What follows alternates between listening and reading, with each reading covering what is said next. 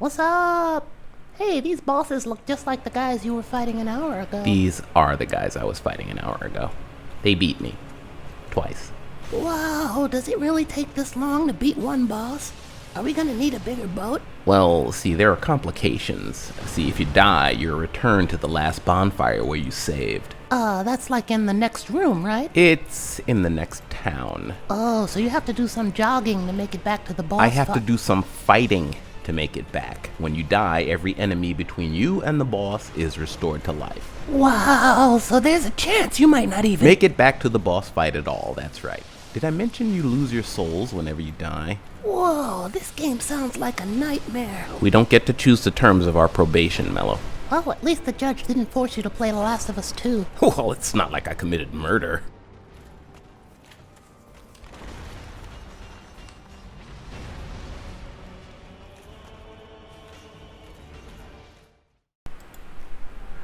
Greetings all, my name is Kontrol. I'm a professional artist and a huge fan of classic Marvel and DC comics. You're watching the latest in a series of gaming pinup videos, so if you like what you see, think about hitting the like button on your way out, and subscribe for more. Okay, that opening bit may give you the impression that I consider playing Dark Souls the gaming equivalent of protracted dental surgery, and that's just not true. Dark Souls is the gaming equivalent of taking Mr. Pactor's perspective drawing class. The journey will be arduous and even obnoxious at times, but you'll recognize the value of it when you're done. I get it. So you initially thought Dark Souls was bad, but now you've come around and consider it a masterpiece of Okay, gaming. calm down! Don't get carried away. What I can comfortably say, having played Dark Souls from beginning to end, is I can understand why so many gamers think it's one of the best ever made, and they're almost right. Dark Souls has features that border on brilliant, and I don't begrudge From Software any of their success, but there are some issues with the original Dark Souls, and one crippling flaw that, in my opinion, cuts its potential popularity in half. Oh, wait, don't tell me. Crappy frame rate? Awful, but that's not it. Poorly explained items and secrets? There is an annoying consult internet for best results quality to the game, but that's not it either. Knights with giant arrows standing guard on narrow ledges? Would any game besides Dark Souls get away with something that stupid? Okay, all that stuff is bad, but there's a bigger problem. And, like all problems, they're best addressed the Kontrol Incorporated way. You mean... That's right. It's time for another episode of Tales of Gaming Past. Some material may be inappropriate for YouTube. Okay, monologue time. Mello, watch me for the changes. We're on in 2. Hit it. Huh? My first encounter with Dark Souls was several years ago when it appeared as the free monthly game for the venerable Xbox 360. I'd never heard of Dark Souls, but attracted by its magnificent freeness, I immediately downloaded the thing. It was looking good.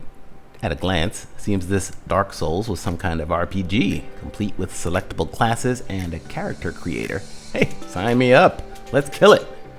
After the mysterious CG intro, it quickly became evident that a few things were awry in the undead asylum. We get tossed into the action without knowing a thing about our zombified protagonist. What happened to the meticulously constructed face I slaved over in the character creator? The frame rate was dropping to a crawl without any enemies on screen. But I didn't panic. Obviously things were just getting rolling and the frame rate problem seemed limited to one large open area. Eventually we'd be outside and find a village and useful shops and townspeople.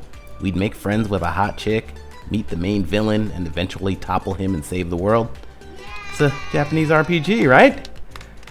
Right? Well, let's just say it didn't take very long to realize that Dark Souls had no intention of delivering the conventional story and characters you'd expect to find in an RPG.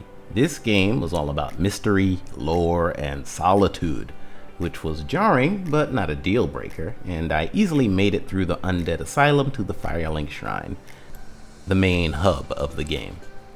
It was roughly an hour after making it to this point that Dark Souls was deleted from my hard drive. A few weeks later, I reinstalled Dark Souls to try it again, After reading rave reviews from some internet tough guys, maybe my initial impression was a classic rush to judgment. Maybe I just needed to give the game some time to find its groove, and I'd realized that nope! Quit playing after being ambushed by unkillable ghosts in the flooded ruins. I declared the game unplayable and its fans off their collective rockers. I thought Dark Souls was bleak. The graphics were ugly and choppy, all gray and dull green everywhere. The spike in difficulty after the asylum was outrageous, and there was no story or compelling characters to motivate progress. Adding insult to injury, it was digital, so I couldn't take out the disc and hammer it to death Uncharted 4 style. Jump ahead a couple of years and I suddenly find myself in possession of a shiny Xbox One X. A beautiful game console with a knack for automatically ironing out frame rate and resolution issues with existing games. A visual upgrade for Dark Souls might be just enough to warrant one more go, figuring out where the appeal is once and for all. So, I fired it up and played from beginning to end. In doing so, I once and for all discovered that Dark Souls is indeed great. And stupid. So stupid. Dark Souls is of course famous for being hard, but its difficulty is served up in different ways. The enemies are challenging in a mostly good way. You're forced to think about every encounter and manage your resources carefully to succeed. Good timing and strategy are rewarded and reckless engagement is punished. All fine and dandy. But Dark Souls difficulty is also down to pure tedium, as the game often puts lots of distance between difficult boss encounters and save points. Finishing Dark Souls will be the result of patience more than gamer ability. The main issue with difficulty though results from the boneheaded structure of the game hub early on, and this is where Dark Souls shoots itself in the armored foot. After your first arrival at Firelink, you have no clue where to go next. Zero.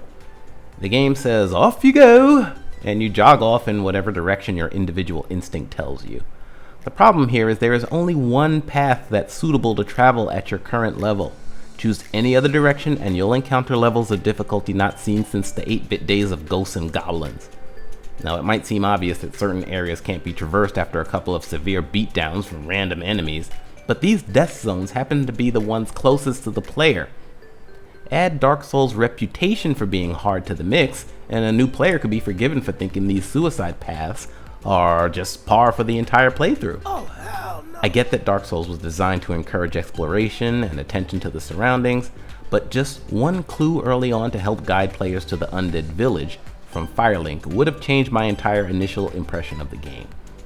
I contend it was a huge mistake to drop players in this sandbox with no guidance early on, and literally that's the only part of the game where I think it was critical.